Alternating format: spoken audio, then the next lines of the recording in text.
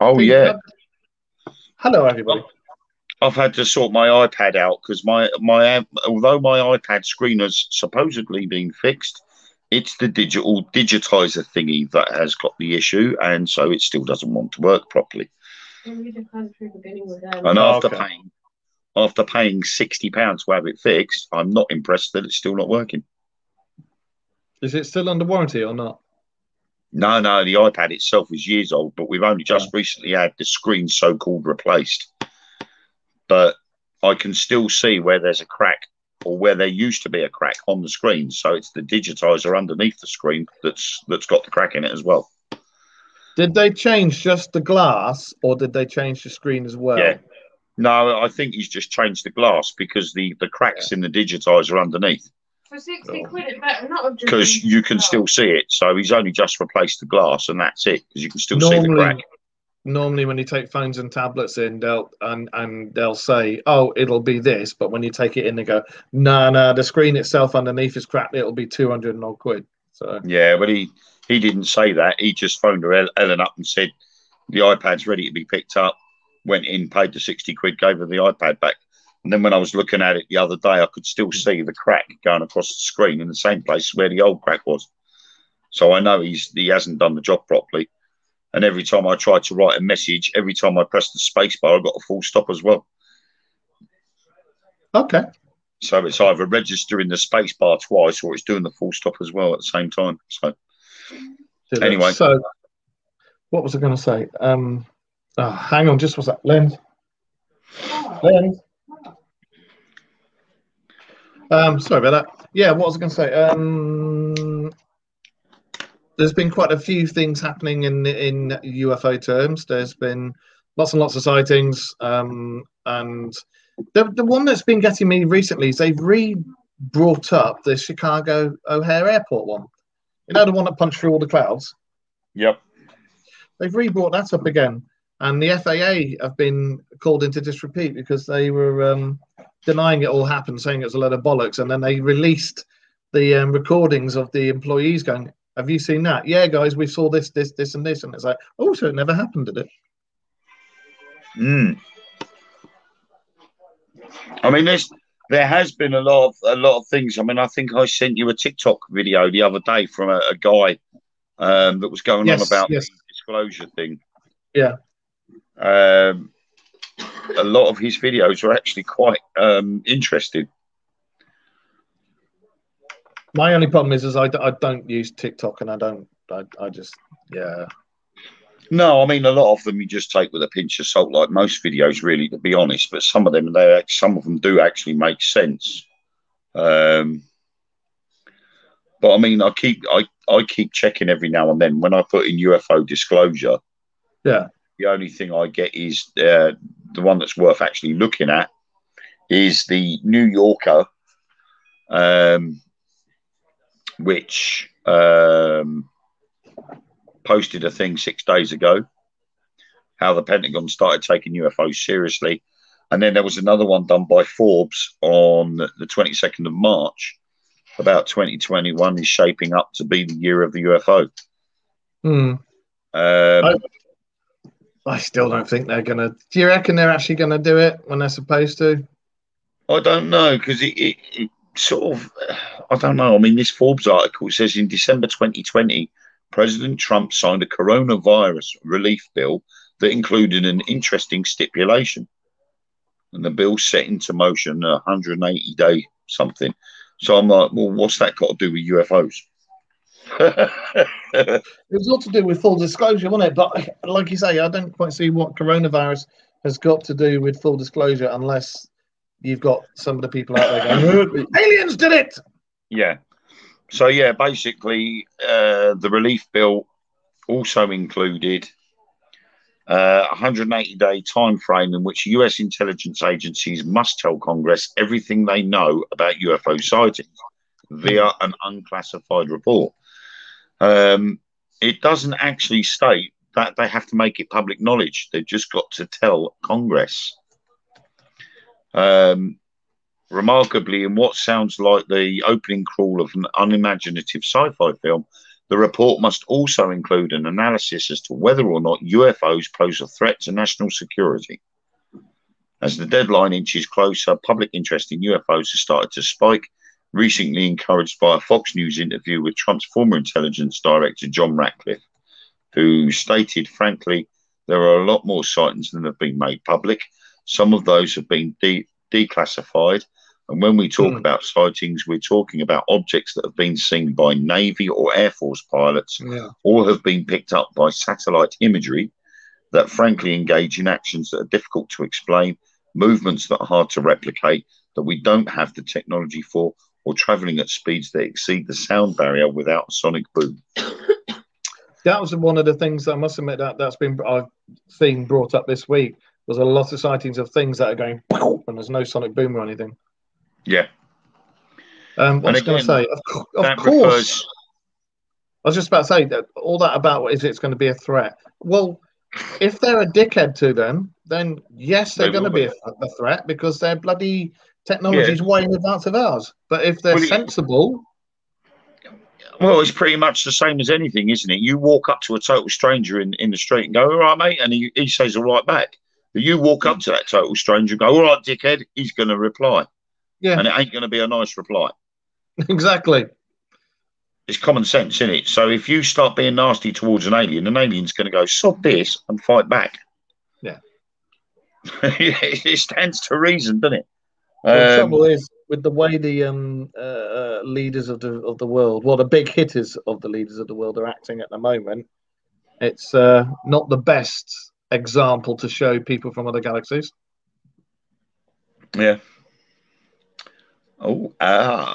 Here we are. To add to that, in January 2021, thousands of CIA documents on unidentified objects were released in a massive document dump that agency claims includes all their records on UFOs. And of course, the launching of the Space Force, an idea so silly that Netflix created a mediocre comedy series based on the concept, only fueled more speculation. Hence, in early June, the public will be offered an official explanation regarding UFOs, or perhaps the report will merely amount to a resounding shrug, deepening the mystery. But the answer might be a little closer to home than we thought. On Fox News, when asked where the unidentified phenomena was sighted, Ratcliffe replied, all over the world. There have been sightings all over the world. Multiple sensors that are picking up these things. They're unexplained phenomenon, and there's actually quite a few more than have been made public. And Ratcliffe is correct, apparently, but looking at Esri's animated map, which visualizes the data from the century of reported UFO sightings, it is clear that the vast majority of alleged encounters with extraterrestrials have occurred in the United States. To be honest, I'm not going to be nasty towards the Americans, but if anybody is going to be a threat to outer space, it's going to be the Americans. Yeah. It just pisses me off so much, you know. Or should I say the American government? I'm not going to say Americans because that's everybody in America. I will state the American government. For any of our friends from outer space who are watching this, most of us actually would like to see you and swap technology and be friends. You've just got the old idiots in the government who are like, God damn it, let's have war. And it's not just America, it's the UK, it's Russia, it's everywhere. So it's just a few idiots that spoil it. So don't think that we're all like that. This week, there have been sightings all over the place. There's been Dallas, Canada, China. There was a weird one in Thailand that warned of a third world war. Yeah. Elon Musk has put a couple of videos out there, and he's turned around and gone, you've had your warnings, don't push it. Yeah. So, you know, God knows. Well, I've just found a weird one. A website called. Have you been looking down your pants again? I don't know. It certainly is a weird one. Is she all right in the background? I was joking. Couple of guts. It's all right. She'll have the defibrillator next. the Just make sure it's not defibrillator. that weird one that bends to the left a little bit. Looks like a peanut. I've just I've just found a website called the Aetherius Society, Oh yeah. and it's Oh, sort of undertitled "Cooperating with the Gods from Space." yeah. And it was just because I put in the search engine UFO sightings 2021, Yeah. and it's bizarre because what it's doing is saying what are UFOs, sorting UFOs from truth from fiction, alien life in our solar system, why are aliens visiting Earth, and their plan and how you can play a part in it. It's actually got nothing to do with UFO sightings. Oh, okay. So how the hell, when you put in the search for UFO sightings 2021, it can come up with a website that tells you what a UFO is? That's not what we're asking. I'm just whilst you're doing that, I'm just going to have a quick look, see what this Third World War thing is about. You were saying in Thailand, large Buddha statue. So I've been seeing YouTube videos have been coming up advertised on my YouTube timeline about the Americans and the Chinese having a go at each other, and I'm like, yeah, okay. And now we're getting embroiled with it because we're sending our fleet over to Asia. So we're just going to go in and join in, are we? You know what our government's like. It's up the American government's ass. Yeah. You know, Oh, you there's want to been sound NATO, but then there's having some bloody sense as well, you know. I found one website, the Daily Record, has actually come out with UFOs being seen in Scotland. 5 UFOs spotted in Scottish skies during April.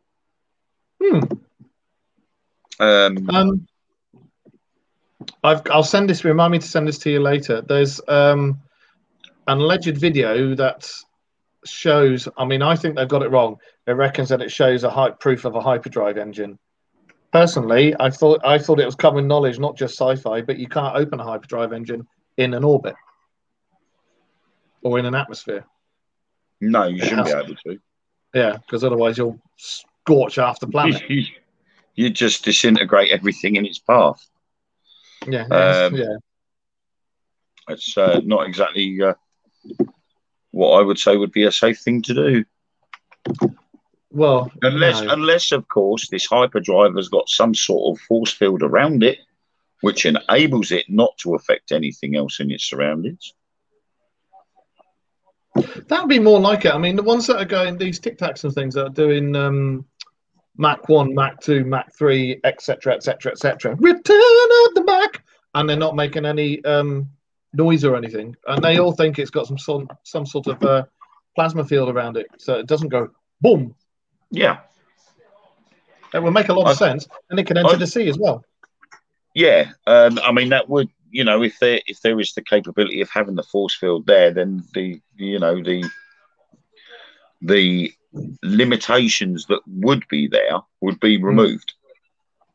Yeah, exactly. Because it wouldn't create, obviously, with the movement of speed, if that force field is deflecting the friction that would be caused through passing through the atmosphere, then there is going to be no sonic boom, because without that friction, sonic boom cannot happen.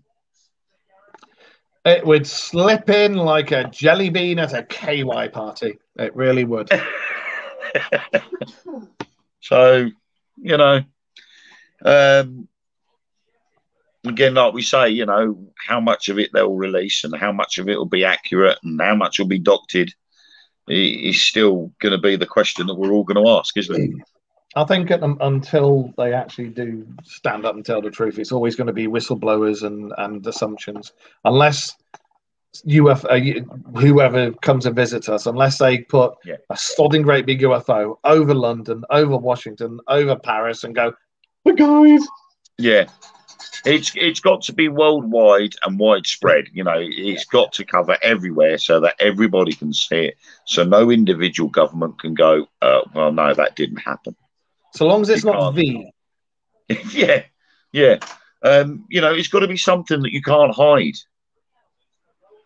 Well, it's just one individual UFO over a certain area or a little group of UFOs over a certain area, while the individual governments of the world can sort of say, well, no, actually, it was this, they were doing maneuvers and they were dropping flares to try and fool the public into doing it. You're never going to fool everybody completely, but you would automatically sow the seeds of doubt in there. Well, the thing is that before the coronavirus hit, there was going to be Project Bluebeam, which was a fake UFO invasion, and they had all the stops pulled out for that. Loads of people in the government said, yes, this is going to be happening, blah, blah, blah. And then the coronavirus hit. And also that's gone really, really quiet. But it's like I said on the Facebook page today, you've got all the press going up in arms about, quite frankly, complete bollocks. Who the hell cares what colour Boris Johnson painted his bog? I didn't give a rat's ass. I'm sure my cat doesn't give a rat's ass. I'm more interested in what's going on in the skies and this, that, and the other. And now we got the French holding, was it Jersey up to ransom? Oh, yeah, on stockade. No, I do find that funny because the old fishermen are kicking off because they've been told to stick their quota where the sun don't shine. And now they've gone over to St Helier in Jersey and started kicking off. And the Royal Navy have turned up. That's right. 2 bloody great big ships. Just parked off. Okay, sunshine. All right, monsieur, now argue with us. Yeah. Because if you do anything underhand, you're going to get a nice, rather large shell aimed right at your boat. I'm sure, didn't we have this before? I can remember something about this when I was 20s or late teens. I'm sure the French kicked off before. They always do. Exactly. When hasn't it happened? If it's not the French fishermen, it's the French farmers. If it's not the French farmers, it's the French bakers. And then it goes back to the farmers, then back to the fishermen. Then it'll be the wine growers and then the garlic growers. Even though China are the biggest grower of garlic in the world, the French will still go and kick off over it and then blockade all the roads and go, well, you're not having this and you're not having that.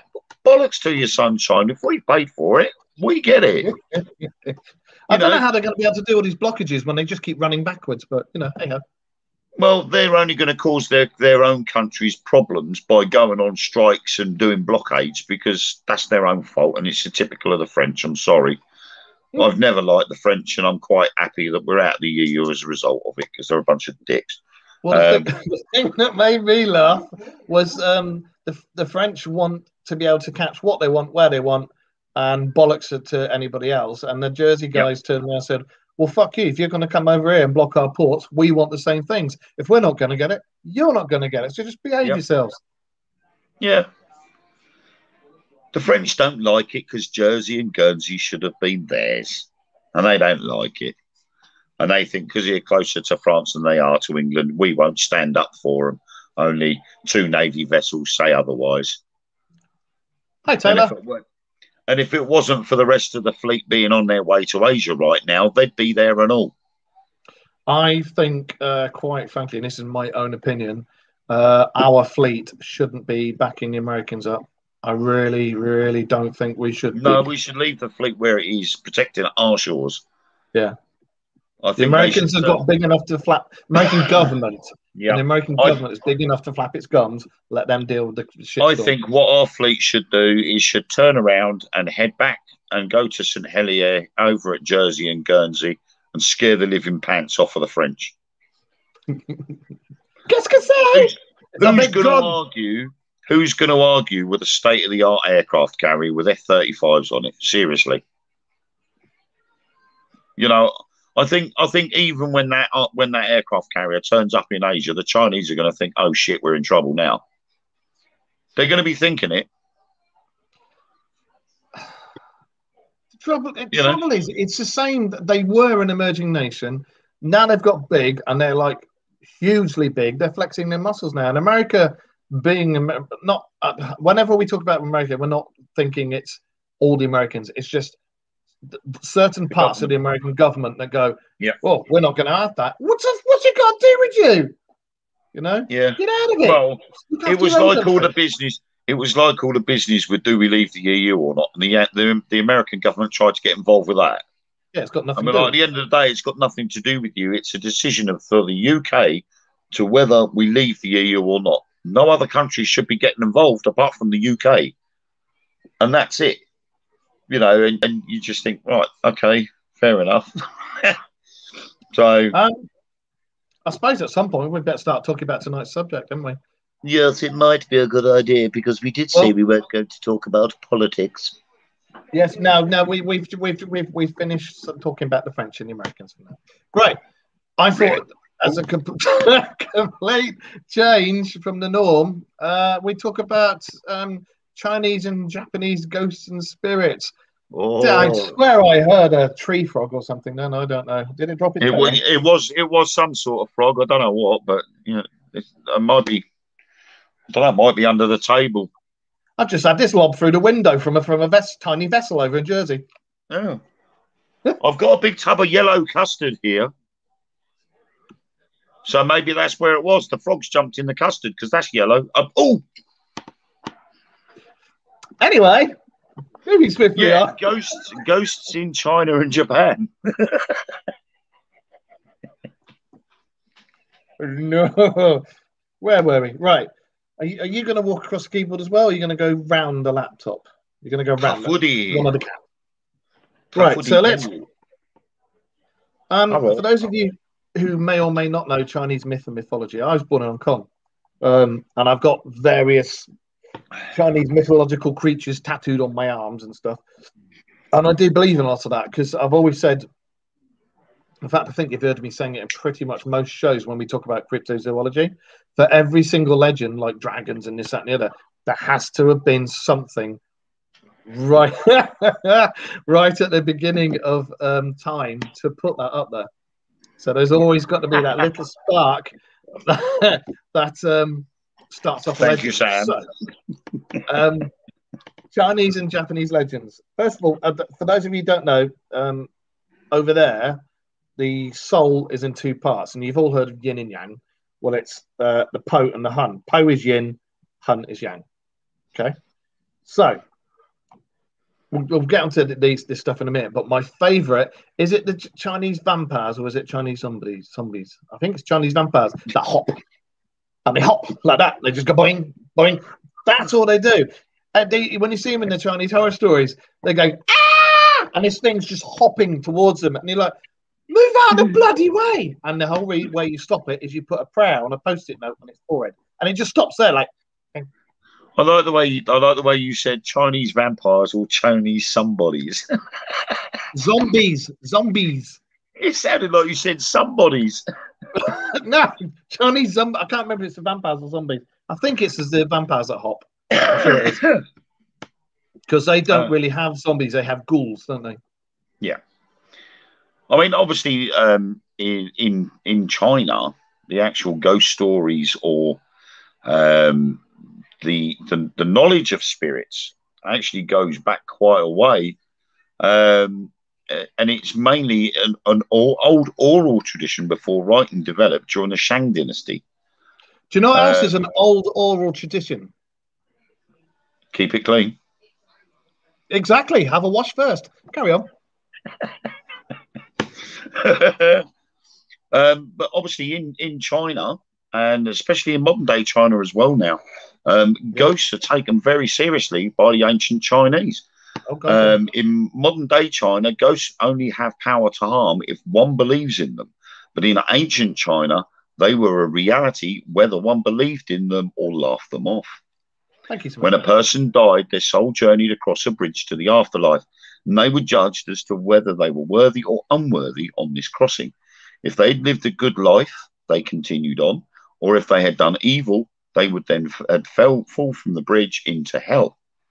If they reached the other side, they were either reincarnated or went on to live with the other gods, depending on one's beliefs.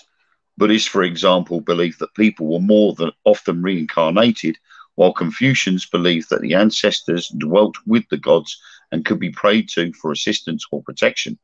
The first step in this journey after death was one's burial and funeral service, and if this was not done right, the soul of the deceased would return to earth to haunt the living. Also, not to be confused with in-laws. Definitely not to be confused with in-laws. Um, Well, they tend to fall off the bridge a lot and think and try and drag you to hell. Anyway, yeah. So, of course, in China, the ground under the earth was considered the property of the gods, rather than obviously like in Christian belief, where it's the property of the devil. Cemeteries were located outside of towns and cities in rural areas, and there were earth spirits there known as Tudi or Tutti Tudi, Gong. sorry, Tudi Gong. As I'm sure I knew someone called, oh no, that was Trudy Gong. Trudy Gong. As there were anywhere else. One could not just go and dig a grave without first honouring the gods and local spirits and purchasing the land from them. The relatives of the deceased would choose a spot and then write up a legal contract purchasing that plot from the gods and spirits. This contract cited the dead person's name, titles, and date of death, the exact dimensions of the plot, the price paid for the land, and signatures of the witnesses. They then placed the document in the grave and then honoured it by paying a certain amount of cash. Since physical currency was of no use in the afterlife, people would purchase sheets of paper, cut out a certain amount of bills from it, write denominations on them, and burn them at the grave. Once all this was accomplished and signs were received that it was acceptable, the person could be buried. Since it was hoped the dead person's soul would pass over the bridge to the land of the gods, grave gods were included in the burial, which consisted of favourite objects and food. The dead then had to be mourned for an appropriate amount of time. For parents and grandparents, the minimum was 3 years, during which one had to wear a special mourning clothing, could not attend parties, listen to or play music, and in the case of government positions, go to work. Government officials had to resign for 3 years when a parent or grandparent died, and failure to report a death to the authorities carried a penalty of exile or hard labour. These rules and many others applied to royalty as well as the peasant class, and if any of these steps were not done properly or was ignored, the soul of the deceased would return to earth. And be pretty pissed off. Yeah, so on that side of things there, you would see the reason why a lot of spirits would come back as vengeful spirits. You know, You've if also they got to hadn't think have of the been, honour thing in the yeah, East as well. Everything is honour and family, so. I mean, yeah, and it's very similar in Greece. You know, in Greece they have a system where a member of the They have family the dies, T-birds. they go into mourning, and it's bizarre. I mean, I was over in Corfu visiting my sister, and her partner's father had died, and straight away the bar that my sister's partner owned, it had to close down. And I had to run downstairs and help the barman to shut everything down and close all the doors and everything. My sister was told she had to wear black, and she had to wear practically the same clothing that her partner's mum was wearing. And she's like, there's no way I'm wearing the black outfit that his mum's wearing, because it was quite thick and hefty. And she's like, no, I'm not wearing that. I don't mind wearing black t-shirt and black trousers, but I'm not wearing all the other comfort that comes with it. And she was expected to be like that for 40 days. You know, Oh, and yes, of course they do. And they have to wear the veils and everything, don't they, over there? it's part of tradition over there. And then when I'd been to the beach, and we had to go to a different beach where nobody knew who my sister was. Mm. And that was the only place where she was able to let her hair down, go swimming and enjoy herself, because you're not allowed to enjoy yourself either. And we'd come back and I would rinse out all the swimming trunks and stuff, and I'd hang them up on the washing line. And my sister would say, do not hang the trunks and the baby's clothing out on the washing line after sunset. Make sure it's all in before sunset. And out of curiosity, I said, well, you know, why is that? And they said, because when the devil rides through town, if he sees there is baby clothing out on the washing line, it will see that there's a new soul for it to take. Yeah. And that's Greek tradition. Samantha's just fired a question up. It's like as you know, I teach kickboxing. I wear black. I will not wear white, and the whole reason I don't wear white is because it's Chinese funeral colors. Yeah. What's the most common mythology story from where you're born? Yangshi, which are the zombies. I would have thought they. Well, we'll get to that in a minute, but the Yangshi are pretty much. The Yangshi can be encompassed by anything. You've been offended by an ancestor. Your brother pissed you off. Next door neighbour's cat shat on my grave. You'll get a Yangshi after you. Sorry, I've just seen the comment that Sam's made. Yeah, fancy me not knowing the presenter of my paranormal show is on radio. Sam knew this right from the word go because I told her. I was going to say, I think when I asked you to join me on the Dark Mirror radio show, I'm sure you put it up on your thing and speak an Orient, didn't you? Sam knew. I told her ages ago that I was doing all of this on a Friday night. Oh, dear. Sam, you are silly, really. But anyway, but yeah, like you said, about the yin and the yang, yeah, being two parts Ho of and Hun. the human soul.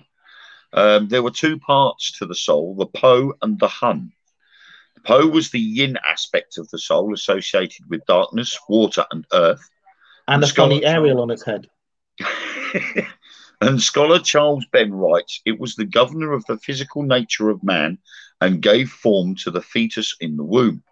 The Po was the animal nature of man, instincts and urges that first became apparent after birth, when the behavior of an infant was clearly centered on the fulfillment of its self-centered needs. The Hun was the yang aspect of the soul associated with light, fire, and the heavens. Ben then wrote, it governed the intelligence of a man. At birth, it was weak, but evolved and strengthened as the child's reason developed, especially after the age of 6, when education begins.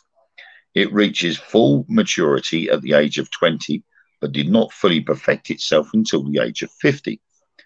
These two parts of the soul work together to make life possible for a person.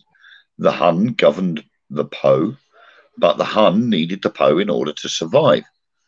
Yeah, because otherwise you're going to have an accident. Yeah.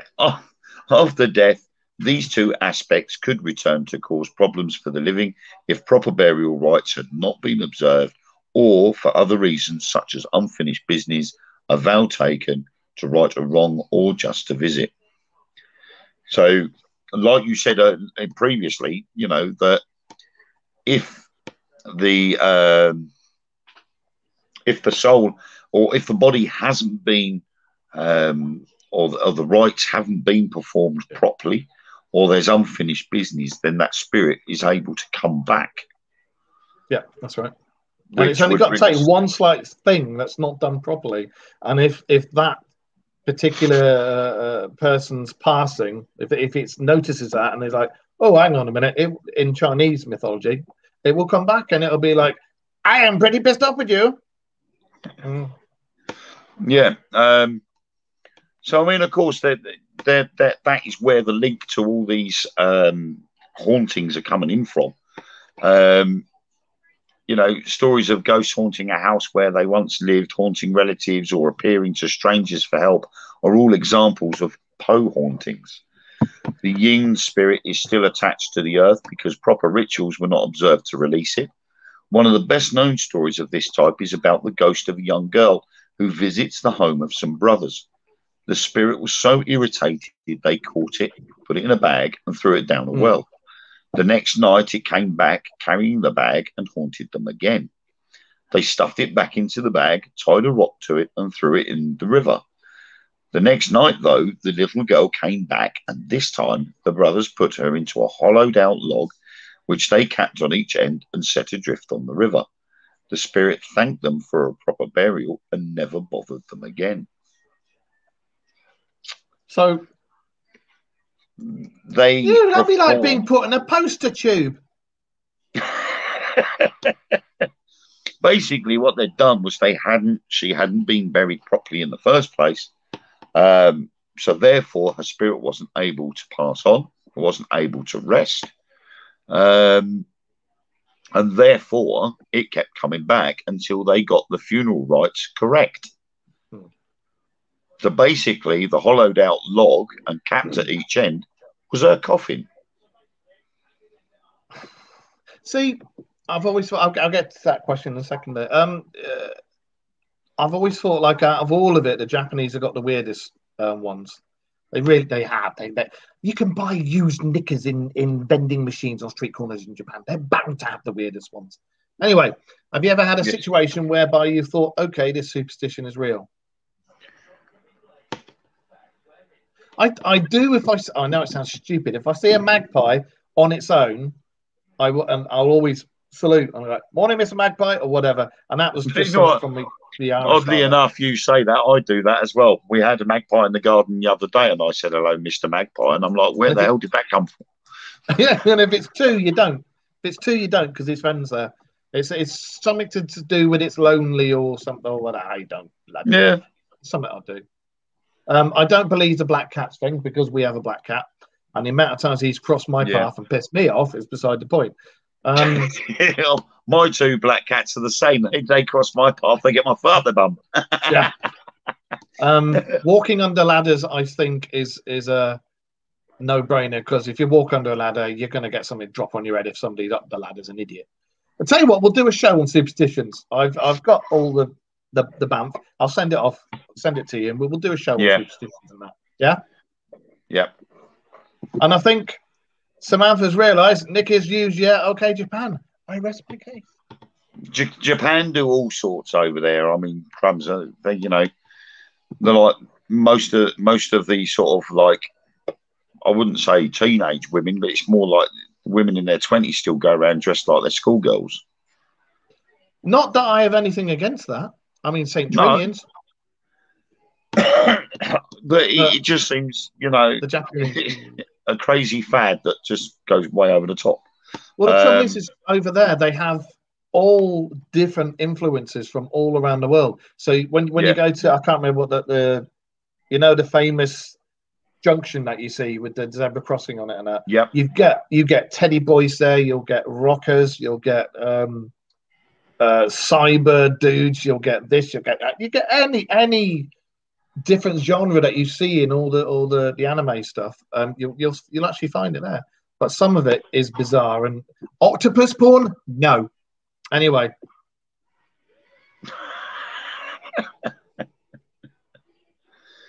Okay, half your emails disappeared here, but you actually titled it Japanese and Chinese, and I've only actually found one thing about Japan on it. And that's about the taxi drivers in Japan claim to have picked up the ghosts of those killed in the 2011 tsunami. I'm just having a look down through all my stuff. Hold up. Here's one. The Okigahara Suicide Forest. Oh, that's weird days. Yeah, I like that place. That had a guy. He was an influencer on YouTube, wasn't it, who went down there and was completely disrespectful, and then wonders why he's lost so many viewers and people want to punch his head in. Oh, wonder why. Yeah. The Mogwai monster. Mogwai. Where does that come? Where do you recognise that name from? The Mogwai. I love that because obviously the Mogwai, or as it's otherwise known as Mogwai, from the film The Gremlins. And according to Chinese legend, the Mogwai actually did or does exist. And it's the same thing. Don't let them get wet. Basically, but I mean, the Mogwai mating season was triggered by rain. So although you say don't get them wet, obviously in the film of the Gremlins, if you got them wet, they bubbled up and popped out these eggs, and the Gremlins came out of the eggs. That's right. Oh no, they didn't. Sorry, they were Mogwais. Back. It was being fed after midnight that turned them into Gremlins. They stayed as Mogwai if they got wet, but they became Gremlins if they got fed after midnight or something stupid, weren't they? Well, they said the Gremlins are real, and they've also got shape-shifting beasts called the Yaogwai. So you got Mogwai and you got Yaogwai, and they're demons that eat souls to gain immortality. They're shapeshifters. There's a tale of a man who brings a beautiful maiden home. However, one night he spies on her through the bedroom window, and instead of seeing his beautiful girl, he sees a demon painting painting features on the skin of a woman. What? It was made into a Chinese film called Painted Skin. Wow. I might have to try and look that up. Oh, and you know, I was on about the Jiangxi. Yeah. Right. The whole reason I've heard. I mean, we lived over there for a little bit, etc. But I was only a kid. But it is the Jiangxi, and the first time I ever saw one was in the film A Chinese Ghost Story, and they hop. And they literally have their hands like that, and they to get to you, they hop. They go boing, boing. Which, quite frankly, if you can run, run. But you stop them by putting a prayer on I'd say a post-it note, but it's a piece of paper. Yeah. You write a prayer on it and you go, pop, and stick it on their forehead. And they stop. Where they are, that's it. You can do what you want there. You can chop their head off, you can fricassee them, fry them, bake them, whatever you want. But they're corpses who have awoken with the purpose of killing the living to absorb their life essence. So they're a cross between a vampire and a zombie, really. Yeah. And the best part is that Yangshi are afraid of their own reflections, so always carry a mirror with you. Yeah. There's some of these are just like. But Have you got the same one I've just looked at? I should come across the banana ghost. That's the one. Go on, you read that one out. In southern China and other parts of Asia, such as Thailand, it is said that female ghosts appear wailing at night, carrying a baby under banana trees. But if it's Thailand, they're wailing because they're not sure if they've lost their banana or not. Anyway. That's right, I'll soon pop them out later. These ghosts can be summoned to help you predict winning lottery numbers, but beware, if you don't fulfill your promise and free the ghost after your wish is granted, which was the scariest, do you know of any other terrifying monsters? Tell us in the comments. A banana ghost, eh? Well,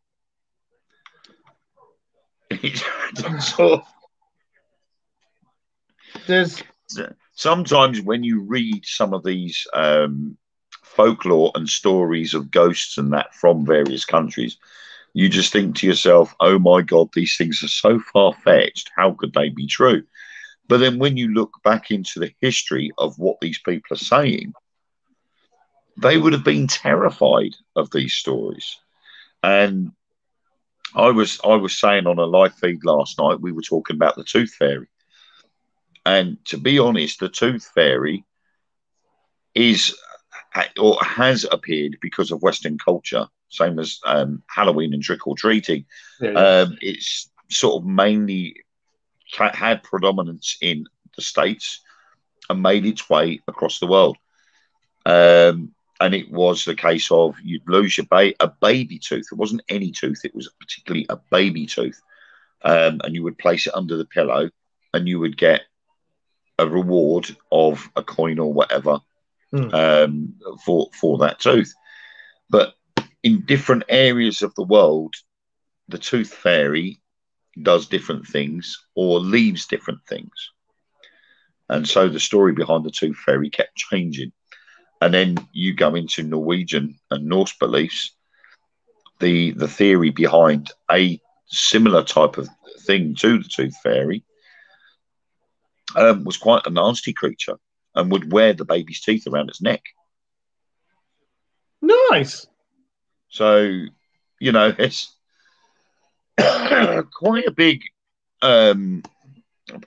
thing there, you know, and it's all about, you know, these mythical monsters. And as I was saying to you earlier before we went live, that a lot of all these stories, and it doesn't matter what they are. And I mean, the subject we had yesterday was about elves, goblins, and fairies. And when I look back at it, I'm like thinking to myself, we should have just titled it Fairies.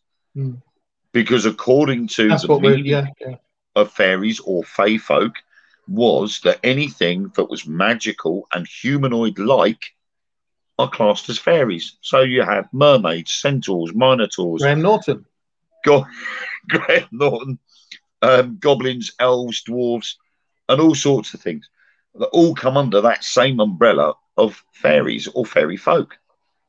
So when you see things like the banana ghost and all these other little ghost stories that have come out of Asia, they're very similar to the stories that were generated in sort of Northern European cultures, to sort of have a control over people.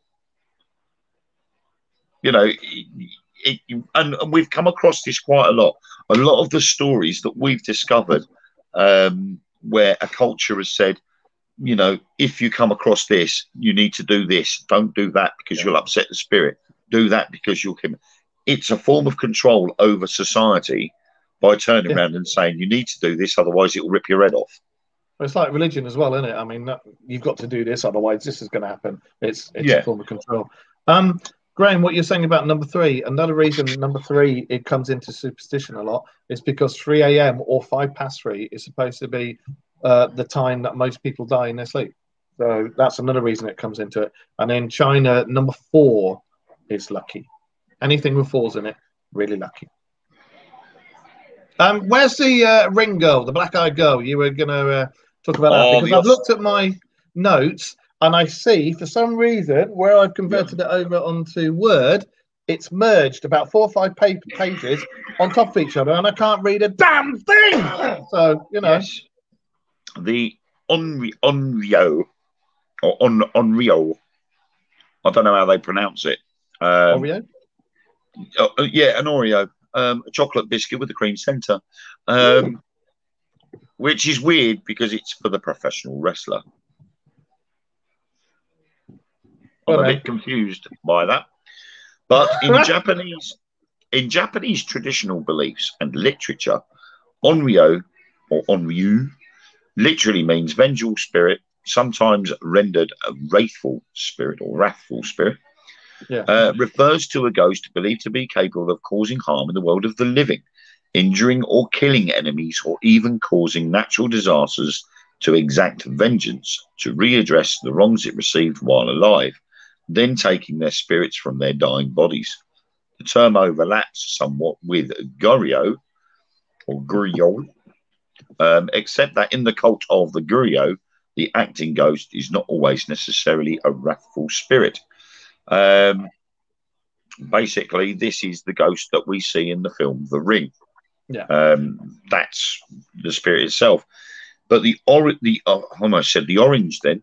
The origin of the Onryo is unclear, but belief in their existence can be traced back as far as the 8th century and was based on the idea that powerful and enraged souls of the dead could influence, harm, and kill the living.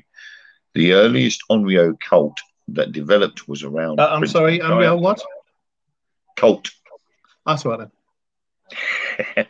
That developed was around Prince Nagaya, who died in 729. And the first record of possession by the Onryo spirit affecting health is found in the chronicle Shoku Nihongi. That was in 797, which states that Fujiwara Hitotsugu, I'm getting good at saying Japanese words, was harmed Genbo to death. Hirotsugu, having died in a failed insurrection, named the Fujiwara no Itsuguru rebellion after failing to remove his rival, the priest Genbo, from power. So that was the first recorded incident of the Onryo. Well, I've got your toilet ghost for you. You found it? I have got your toilet ghost for you. Oh, dear. Right. There's lots of different bathroom spirits in Japan. But I've got to try and pronounce it. It's not the one that washes your bum after you've been, is it? That's bidet. Tori no Hanako-san, or Hanako of the toilet. We'll stick with that one. Hanako of the toilet. The details of Hanako's origins vary somewhat as to whereabouts in Japan you are and who's saying it. But in general, she's supposed to be the ghost of a young girl who died in and around World War II and now haunts school toilets, usually wearing an out-of-fashion red dress and bob haircut. She can be summoned by going to the girls' bathroom on the 3rd floor, knocking on the 3rd stall 3 times, which, funnily enough, you were just talking about that in there. Who was it? It was... Graham said about the number 3, didn't he? Yes, number 3. Yeah, so 3rd floor, 3rd bathroom stall, knocking on it 3 times, and saying, "Are you there, Hanako-san?" And depending on your regional variations, Hanako will respond by saying, "Yes, I am," or a ghostly hand will appear. If someone enters the stall, they could also be eaten by a 3-headed lizard. Awesome! The last outcome notwithstanding, she's generally just a spooky presence meant for a good scare. Hanako has appeared in numerous anime series and television shows and is pretty much a star and an urban legend. You've also got Kashima Reiko, or Riko Raiko. Kashima. Kashima Reiko is said to be the ghost of a girl who died when her legs were severed by a train. Her legless torso now haunts bathroom stalls, asking unlucky visitors, "Where are my legs?" The correct response is "on the Meishin Expressway." And that apparently, if somebody says, a ghost says to you, "Where are my legs?" you say "on the Meishin Expressway," and it will save your life. Otherwise, it's said that she might tear a person's legs off. What would she do if she meets me? Because I've got a metal leg. Just pull it off and go. You just go, yeah, whatever. There's a version of the Kashima Reiko story that says she'll appear within 1 month to anyone who learns a story. That's where the one from The Ring came from, apparently. The aspect of all the bathrooms and stuff is all comes from that. Did you know that? Do you want to know about one of the most gruesome toilet ones? I don't know. Just talking about toilet ghosts is enough to be gruesome. Well, we all know it goes on in some toilets. Akko Manto. One of the most gruesome of Japan's bathroom ghosts is Akko Manto, or the Red Cape. In various parts of Japan, and actually it's called the Blue Cape, the Red Paper, the Blue Paper, etc., etc. She's said to resemble a person completely covered by a flowing cape and hood, wearing a mask. In fact, that's been on several shows, isn't it? And is usually in the last stall. As they're about to wipe, they ask a strange question. Sometimes the spirit asks, "Red cape or blue cape?" or offers red paper or blue paper. Choosing red will lead to Akamanto flaying a person's back. Or another equally bloody, gruesome death, while choosing blue will cause the spirit to suffocate you. So you're screwed either way. Getting clever and choosing any other colour than that will just cause you to be dragged to the underworld. Most toilet paper is white. It depends if you've had a bad curry after or not. Do you know what? If I ever go to Japan and I go into a public toilet and find red or blue paper, I'm going back out again. I'm not even going to I'm coming out. And if there's a toilet goat in there as well, you go in there and instead of the man with the little towels and stuff, there's a little goat there going. Just be like. It'd be even worse if it was a red goat or a blue goat. He'd just be, "Nope, I'm out of here. I'm not wiping my bum on that. I'm off." What's like the old adage, a bear and a rabbit going walking through the woods one day, and the rabbit turns around to the bear and says, "Do you find when you have a poo it sticks to your fur?" And the bear goes, "No," and picks the rabbit up and wipes his ass with it. I'd be more worried about the horn making contact. See, just no. Oh dear. Oh dear God, toilet goat, surely you kid. We need a drum machine to go, "Badum." Dear. You got any more? But I mean, it's like, yeah, I've got the Tenju. Go on. Roughly translated meaning heavenly dog or heavenly sentinel. They're a type of legendary creature. A creature? Oh, my reading's getting bad. It's Japanese a legendary... goats and quiches. And a quiches. I'm wondering if that's like a quiche sort of thing. What, so we've got goats quiche and quiches. and a quiche. So the type of legendary creature found in Japanese folk religion.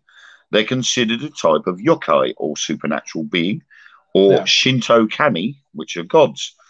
The Tenju were originally thought to take the forms of birds of prey and they are traditionally depicted with both human and avian characteristics.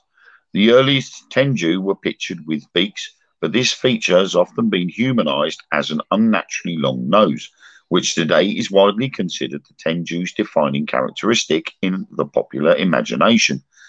They're also thought to be a parallel to the Garuda, or which is Sanskrit, a legendary bird or bird-like creature in Hindu, Buddhist, and Jain mythology, and influenced by Suratahiko Akami, a native Shinto deity. Buddhism long held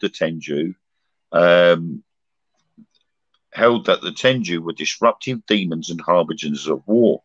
Their image gradually softened, however, into one of protective, if still dangerous, spirits of the mountains and forests. Tenju associated with the ascetic practice of Shugendo, and they're usually depicted in the garb of its followers, the Yamabushi. There is something I did find about that. Yeah. Too many jokes there. Don't do it, Mark. One notorious Tenju from the 12th century was himself the ghost of an emperor. The Hogun Monogatari tells the story of Emperor Sutoku, who was forced by his father to abandon the throne. When he later raised the Hogun rebellion to take back the country from the Emperor Go Shirakawa, he was defeated and exiled to Sanuki province in Shikoku. According to legend, he died in torment, having sworn to haunt the nation of Japan as a great demon, and thus became a fearsome Tenju with long nails and eyes like kites. Then in the stories from the 13th century, Tenju began to abduct young boys as well as the priests they had always targeted. The boys were often returned, while the priests would be found tied to the tops of trees or other high places. All of the Tenju's victims, however, would come back in the state of near death or madness, sometimes after having been tricked into eating animal dung. The Tenju of this period were often conceived of as the ghosts of the arrogant, and as a result, the creatures have become strongly associated with vanity and pride.